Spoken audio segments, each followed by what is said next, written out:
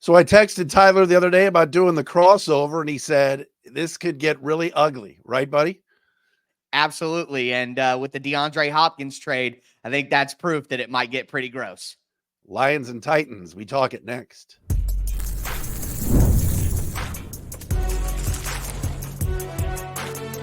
You are Locked On NFL Crossover, part of the Locked On Podcast Network. Your team every day. Welcome in, everybody. Matt Dery, Locked On Lions. Tyler Rowland, Locked On Titans. It's a Thursday crossover brought to you by our friends at PrizePicks. Yes, PrizePicks is the best. Download the app. Use code LOCKEDONNFL to win $50 instantly when you play $5. 5-1 Lions riding high after a big win over the Minnesota Vikings on the road last Sunday. Meantime, the Titans have dropped 2 straight, 5 of 6 to start the year.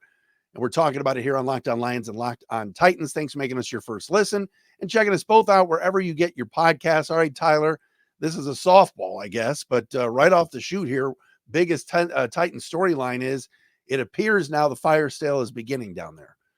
Absolutely. And DeAndre Hopkins going to the Kansas City Chiefs is a move, honestly, Matt, that I've been talking about for a few weeks now. It's a move that needed to happen for the Tennessee Titans. I recognize it's a tough pill to swallow for certain fans. The Titans made a lot of free agent acquisitions. There was hope coming into the year, but reality is reality. And the Titans needed to look themselves in the mirror and see we're a 1-5 football team traveling to play one of the top 3 teams in the entire NFL. We're probably not going to win that game with Will Levis on the sideline anyways. So going to 1-6, the move right now is to trade off any of these veterans that you can. And I think getting a 4th round conditional pick back could be a 5th, but I bet that it'll be a 4th. Hopkins will have playing time with Kansas City.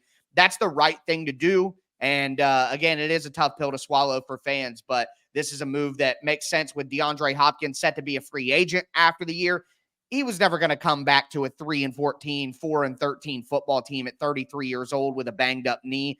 That didn't make sense either. So the Titans don't make the same mistake they made with Derrick Henry, and they actually get something back for a veteran that's going to walk in free agency.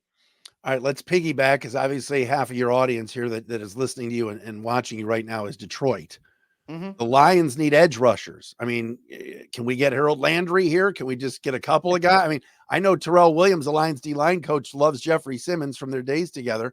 I'm not sure that's happening, but no. Could the next shoe drop being an Arden Key and Harold Landry, somebody just staying in Detroit after Sunday? Well, I think Arden Key would make some sense. Harold Landry is a bit of a pillar of the defense. I know that some people are ready to walk him out the door, but I don't think that would make much sense for the Titans. I think you keep Simmons, you keep Sweat, you keep Landry, and you look to add another edge rusher. But Arden Key is a cheap player, only $7 million in salary each year. It's probably a little bit less than that when you consider the signing bonus. So Arden Key would be a player not only that would make sense as a veteran who can come in and produce right away and not be expected to be a top guy, but part of a rotation. And his salary makes it possible for a team to trade for him in the middle of the year. So if the Lions came calling for Arden Key, I would pick up that phone and I would make that deal. What do you think the Titans would ask for him? Late round pick? Yeah, I'm thinking 6th round pick. Probably we're seeing a lot of these in-season deals be conditional deals because you want to make sure that you get return on your investment if you're a team doing some sort of rental situation. But Arden Key has another year on his contract after this, which makes it not so much of a rental. You can keep him next year for a really, really cheap price. Probably, I'm guessing his salary is around $4 to $5 million. Since the signing bonus is paid by the Titans, it's not something, there's no guaranteed money there that the Lions would have to take on. So I think that probably a conditional 7th that becomes a 6th rounder if he hits certain playing time incentives. I think that would make sense for both sides. All right, take me through what's happening down there. We talked about the biggest storylines being, it appears now, fire sale. Why is this team 1-5? We saw Levis early in the year. Let's be honest, Tyler, there's not a lot of Detroit fans that have seen a ton of Titans football this year, but we've seen those Will Levis highlights where he's throwing the ball to the other team. What's happened down there? Well, I think that it's a combination of multiple things.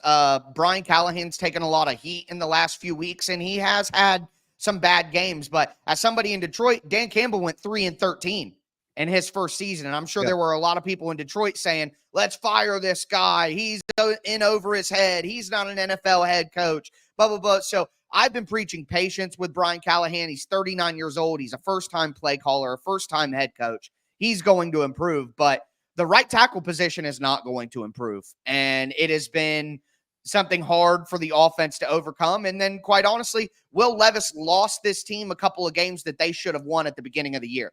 This team isn't a 1-5 football team, but that's where they're at because their young quarterback made some massive mistakes early in the year, and their young head coach made some mistakes in the last few weeks. That is part of being a young football team and having core pieces of your team be inexperienced. It's just the reality of the situation. So it's weird because the Titans have played some good football. Like they've been in 3 of their losses, 1-score games.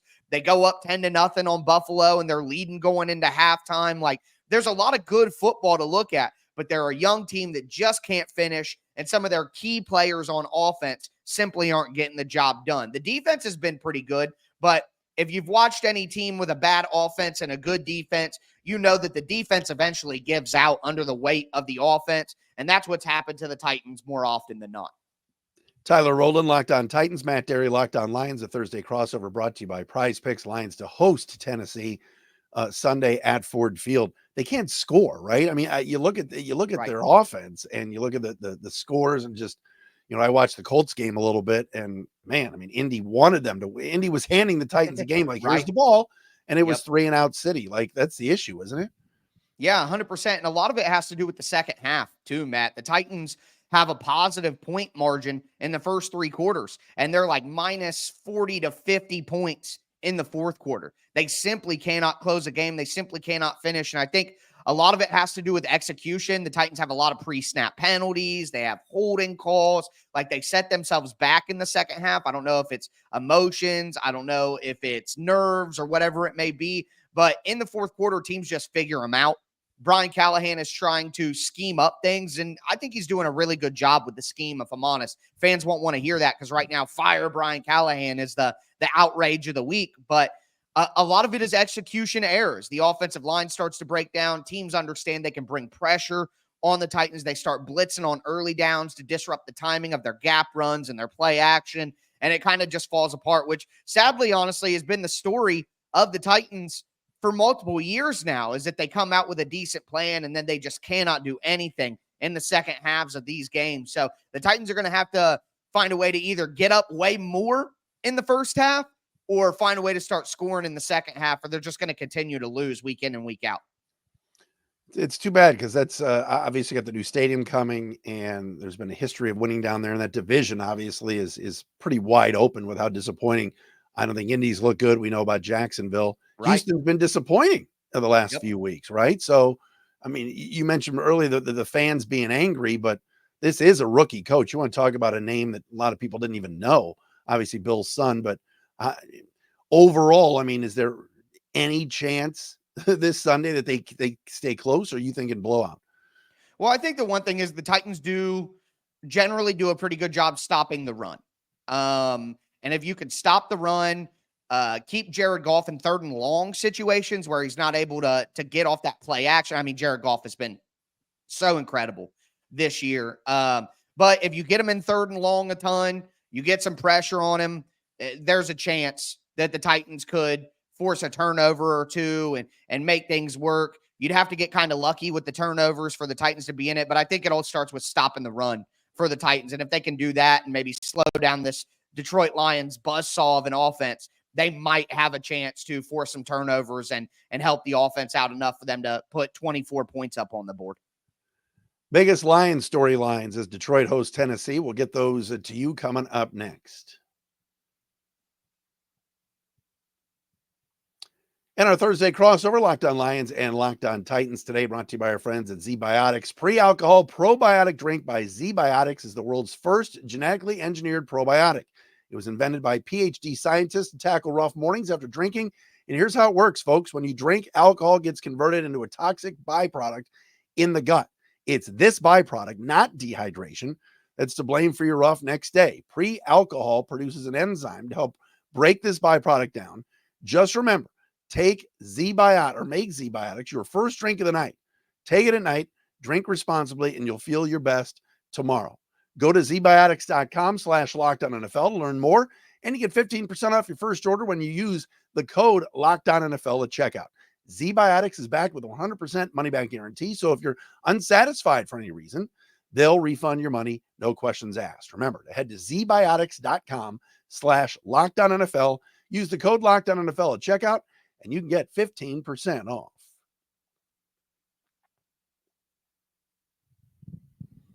Matt and Tyler with you, Locked On Lions, Locked On Titans. Do you realize, Tyler, the Lions have never beaten the Tennessee Titans 0-6 since the famous Houston Oilers move and everything else. I don't know if that's means anything this week. What a great thing for the Lions coming up this weekend, because they're breaking that streak. That's for sure. I'll tell you, I feel like I need one of those pre-alcohol Zbiotics for this season that the Titans are having. I should have done that in week 1. It's crazy here in Detroit. Like you said, we have the tale of two stories here. The Lions are trying to add pieces. Right. Biggest storylines, obviously, for your audience. Number one, Aiden Hutchinson's injury continues to kind of loom, because the Lions are looking right now to add somebody. They've got to make a trade before November 5th. You want to shoot for the stars and talk Myles Garrett and Max Crosby. That's one thing. Yeah. But maybe realistically, you mentioned Arden Key before. You said you don't think Harold Landry, but that would be a name that might be more realistic. Or Zadarius Smith, somebody like that. But the Lions did not get great pressure on Sam Darnold last week and still need to rush the passer a little bit better. But at 5-1, the way they're playing right now, the last 3 weeks on offense, wins over Seattle, Dallas, and then this past Sunday, they go into Minnesota, and basically from about the 8-minute mark of the first quarter on, they really were doing whatever they wanted offensively.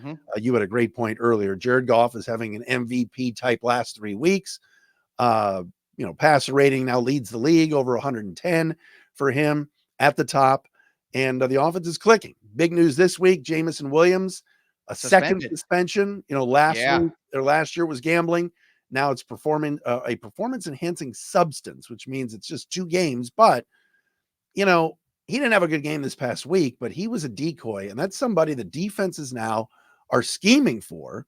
And he didn't get off this week, but now not playing.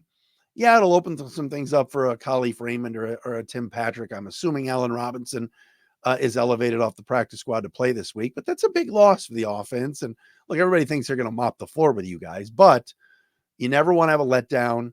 They had a big game last week with Minnesota in the division. Next week at Green Bay, you just hope there's not some sort of look ahead this week.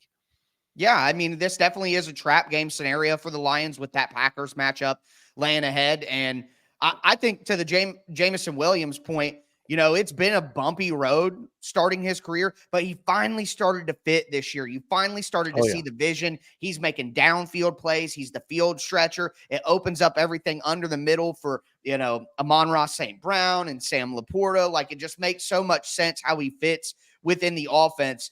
You don't want to say that you feel for him because he's making his own mistakes that are causing this. It's not like he's some sort of victim in the situation, but at the end of the day, it does make it easier on the Titans. The Titans struggle over the middle of the field. Their linebackers are not good in pass coverage. That's where they're vulnerable. And now if your safeties don't have to worry so much about that speed down the field, because Khalif Raymond came from the Titans. I know Khalif Raymond. You know what I mean? He's a good player, but he's nowhere near the talent level that Williams is. So you make it easier on the Titans, and maybe they can settle down more over the middle of the field. And again, you get Jared Goff to 3rd and long. Maybe you could force some turnovers. It does. No way around it. It's not going to kill the Lions offense by any means, but it definitely does hurt them at least marginally. It's funny. Fantasy owners that have Travis Kelce are going, what's going on? They're saying the same thing about Sam Laporta. So interesting point you bring up about the Titan linebackers. If they can't cover, maybe this is finally the week that number 87, who was, the best rookie tight end maybe ever last year, in terms of statistically, maybe he gets going this week. Especially now that J-Mo's not out there. Laporta, I would expect to get fed the football. Like you said, if that's an issue, the linebackers, Ben Johnson, Lions offensive coordinator, will watch the tape. He'll see, Tyler, what you see, and likely do that. And watch the Lions run game, just for the Titan viewers and listeners here. Lions run game is really good. Like, this offensive line, arguably the best in the league. Yeah. No, I'm not going to argue it. They're the best in the league. All right. Sure. Last week, I wouldn't say that because Taylor Decker had a bad game at left tackle. Kevin Zeitler was out. Keodia Washika played at right guard. If Zeitler's back this week, I'd expect a better performance from Decker. And and they just run it down your throat. I mean, even if David Montgomery is stopped at the point of attack, somehow, some way, he carries tacklers for 3-4 yards. A bad Montgomery run is a 4-yard run. And Jahmyr Gibbs has been just absolutely explosive the last 2 weeks too. What a game he had in Minnesota. So Lions kind of butter their bread with that run game and then the play action game with Goff off of it. And it's working to perfection the last 3 weeks. It's the offense everybody anticipated these last 3 games. Yeah, it's the offense that's going to get Ben Johnson a much better contract than he was getting offered last offseason. That's for sure. I think Jahmyr Gibbs is in line to have a great game here too. The Titans play a ton of cover 4. They play a ton of man 4, where their cornerbacks on the outside are in man coverage, but their safeties are over the middle playing cover 4 responsibilities. And I think when you play that type of coverage consistently, it opens you up in the flat areas. So if the Lions are smart, which they are, they're going to get Jahmyr Gibbs into the flats on those little swing passes to the outside, hit him on a flat route, and the Titans cornerbacks typically aren't going to be there. So you're asking your slot cornerback, Roger McCreary, who's going to have his hands full with the sun god, Amon-Ra St. Brown. He's going to have to get hands on him before he can get out to the flat, get out to the curl flat. You're going to have linebackers trying to get from their inside alignment out to the flat to get to Jahmyr Gibbs, I think, over the middle of the field. And you do that enough to Jahmyr Gibbs on the outside, the linebackers start to creep, and that's when you can really hit him over the middle. I think it's kind of a tough combination for the Titans to deal with the talent Gibbs has on the outside and then what St. Brown and Laporta can do over the middle. So if I'm the Lions, I'm not trying to do anything too crazy. I'm not putting Jared Goff in any kind of danger. We're hitting quick to the outsides when the Titans play that cover 4 man, and there should be some space out there to work with. Another storyline for Detroit, Tyler. Younger defense, but really improved. Brian Branch, I hope Locked On Titan fans he has been phenomenal this year. Mm-hmm. He and Kirby Joseph have really just locked things up on that back end. 2 very good safeties, 2 ball hawks. Branch is playing extremely well. The young corners are getting better. The guy, Terrion Arnold and Meek Robertson are younger. Arnold got a lot of flags early in the year, cleaned it up. You didn't hear his name much this past Sunday, which is a good thing. Good. Carlton Davis has added some stability back there, and the linebackers are playing very well. Malcolm Rodriguez has been filling in and playing nicely with the Derek Barnes injury. The issue again is going to be pressure on the quarterback, how they can get home from the edge. I think up, in the middle with a who do they have there on the D line, Matt? Who is the main players on the Lions D line now with the Hutchinson injury? Well, Josh Paschal is the one guy you knew. Remember, it's not just Hutchinson out. Marcus Davenport's gone for the year, and so is Derek Barnes. Those were the 3 top pass rushers. Barnes was a Sam linebacker doing some rushing as well. Those are probably your 3 best edge guys. They're all gone. Pascal's probably number 4, and he's a good football player. He had a sack this past Sunday, but they're trying anybody out. I'm anticipating that Isaiah Thomas off the Bengals practice squad, who was deactivated this past week, will be active. I don't know if James Houston's going to play. He's been deactivated, then activated. He hasn't done much. Trevor Nowaski, a Sam linebacker, they've kind of converted to an edge rusher, but they're going to make a deal. They have to, because they're a little bit thin. They're losing all of those guys. All right, Matt Dery and Tyler Rowland with you. Locked On Lions, Locked On Titans, 5-1 and 1-5 here on a Sunday at 1 o'clock, of course, noon Central. For those Titan fans that are checking us out. When we come back, how do the Titans get a win somehow? And what are some keys for the Lions? We will do that next here on the Thursday crossover. We're brought to you by PrizePicks. And of course, Locked On Lions and Locked On Titans for this Thursday, also presented to you by our friends at FanDuel, America's #1 sports book. Starting the season off right with a big return on FanDuel. You get a hunch in the middle of the game. You can check out all the latest stats, view live play-by-play, and so much more on the same page where you place your bets. Lions and Titans this week.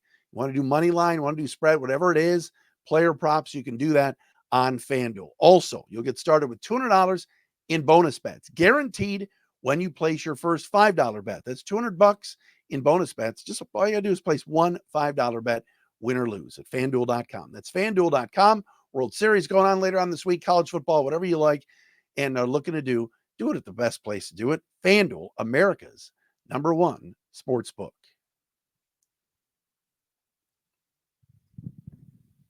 Matt and Tyler with you on a Thursday crossover, Titans and Lions. All right, Tyler, you go first here. What are some keys for the Titans? How do they steal one at Ford Field? Well, I said it at the top of the show. The reality for the Titans is this is going to be a very difficult game to win no matter what. But if they're going to do it, they're going to need to run the ball. They're going to need to force turnovers, and they're going to need something special.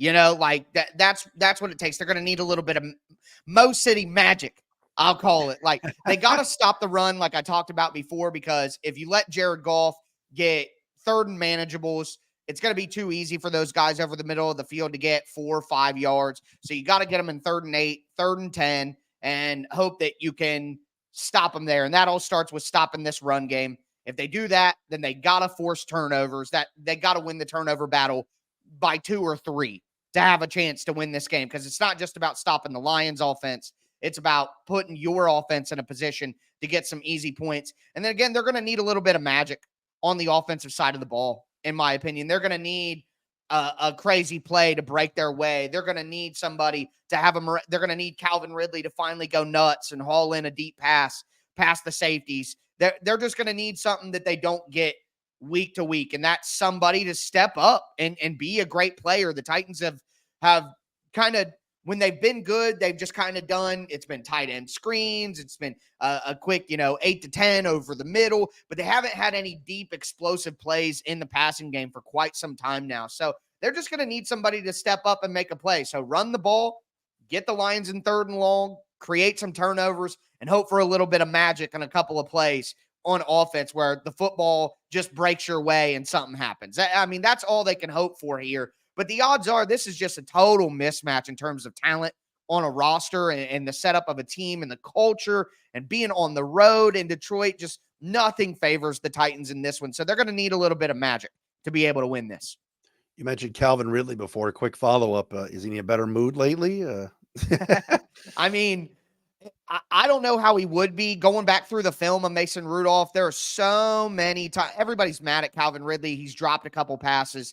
I mean, you look at the best wide receivers in the league, you're going to see their names at the top of the list and drops too. Tyreek Hill, DK Metcalf, Deebo Samuel. Like, those are the guys who have dropped the football the most over the last 5 years. So you can make up for that with great plays, but he's been open so much. A top 5 player in the NFL at creating separation this season, and he just doesn't get the football a lot of the time. So I know it's been ugly for him, but I can't take aim at Calvin Ridley. He's open and he ain't getting the ball. Interesting for the Lions, just to transition here, some keys is not to take this team lightly. I don't think they will. Under Dan Campbell, this team is all business. Right. They are 1 week at a time. But again, the look ahead to next week, 4:25, Fox, in that primetime window at Green Bay and Lambeau Field, I think is a huge game for this football team. And they've had success at Lambeau the last couple of years. And, you sandwich this game between at Minnesota and at Green Bay. It just, like you said, it's a letdown. It's a trap, and the Lions can't allow that to happen. They've got to play good football, take care of the football. Last thing you want to be doing is giving Rudolph and that Titan offense, which isn't great, like you said, but just a short field. Right. No gifts this week. Just play your game, do your thing, run the football, and be smart about it. I think that is going to be a big key for the Lions. Blocking Jeffrey Simmons, I'm a big fan. Obviously, the Lions. Interior offensive line has done some very good things, but this is a guy that's a game wrecker. And I think that would be a key for the Lions anytime. And also kind of, again, the edge rushing situation, finding out what you have, and also finding out maybe about another receiver with Jameson Williams out. Who steps up? Maybe now with J-Mo gone, maybe the Titans figure, all right, let's just take 14 away and try not to have Amon-Ra beat him. Who's going to step up and make some plays. But I think guys will. Tim Patrick, who came over from Denver, has done a really nice job and has made some nice plays. So that's how I look at it. I prediction wise, of course, we're both going to take the Lions in this game. Yeah. Tyler, I just wonder though, if this is one of those slobber knocker, 27-20 games where you go, man, I thought the Lions were going to blow them out. Or we could see it go the same. Like, the Lions, human nature, they could be looking ahead a little bit, knowing that they don't got to be a steak in this game. If they're a cheeseburger, they're still going to win, but the Titans could, make it close early. And then at the end of the game, the talent deficit just goes in the Lions' favor. So I think it could be a little closer than Lions fans want. One thing I do want to caution Lions fans before we go, do not think that your edge rush issues have improved if you do well against the Titans. The Titans' right tackle position is an absolute disaster right now. The coach even called it a big problem in the media. So whether it's Nicholas Petit-Ferrer, Leroy Watson, they sign Isaiah Prince, who used to play right tackle for the Bengals during their Super Bowl run where they had a miserable offensive line. Just, you're probably going to have a good week in the pass rush, Lions fans. It's fool's gold. You still need to make a move. So I just want Lions fans to keep that in their mind as we go into this game. Tyler, a pleasure, man. Hang in there. I know it's not been easy down there, but when's the new stadium coming? When are we getting that? It comes out in 2027 is what the expectation is right now, that's when they will go into it. And honestly, I've been looking at that as a lot of people want to fire Rand Carthon, the Titans GM, and fire Brian Callahan because their expectations for the season have been subverted so far. But to me, you give this group, the coach, the GM, until the new stadium opens. If things don't get better in the final season before the new stadium 2026, then you cut bait with everybody, hire new people, re-energize the fan base, and go into the new stadium with a little bit more hope. But 2027 is the expectation right now. Will Levis be the quarterback when they open the new stadium? No, I will say no. And just so we're clear, I know you mentioned Rudolph earlier, so it sounds like you're already on board. But if any fans, Titans or Lions, were wondering, Will Levis will not play in this game. Jeremy Fowler from ESPN reported that on Wednesday. Good chance he's back for week 9, but you will not see Will Levis. And honestly, it's like the Indianapolis Colts. Playing their backup quarterback is more scary than playing their starting quarterback at this point in time. So I'm sure Lions fans would prefer Will Levis, but he will not be playing in this game. For Tyler Rowland, Locked On Titans, Matt Dery, Locked On Lions. This has been the Thursday crossover brought to you by our friends at PrizePicks.